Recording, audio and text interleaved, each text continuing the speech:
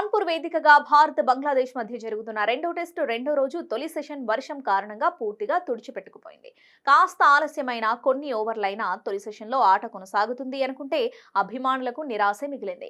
మరోవైపు ఆట ప్రారంభం కావడానికి ఆలస్యమవుతుందని గ్రహించిన భారత జట్టు మైదానాన్ని విడిచి హోటల్కు చేరుకుంది.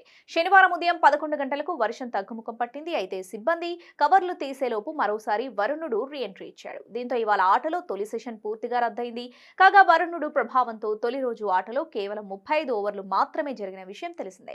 ఇక రెండో రోజైన ఆట సజావుగా సాగుతుంది అనుకుంటే వరుణుడు మరోసారి తన ప్రతాపం చూపిస్తున్నాడు. శుక్రవారం ఆట ముగిసేసరికి బంగ్లాదేశ్ 35 ఓవర్లలో 3 వికెట్లు కోల్పోయి 107 పరుగులు చేసింది.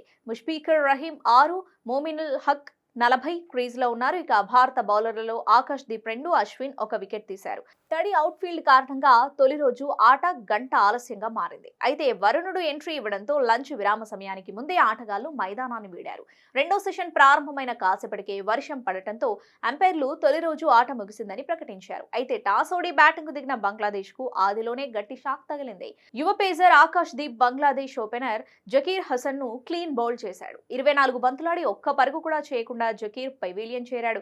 Second slip Yashasvi Jaiswal stunning catch తో వెనుతిరిగాడు.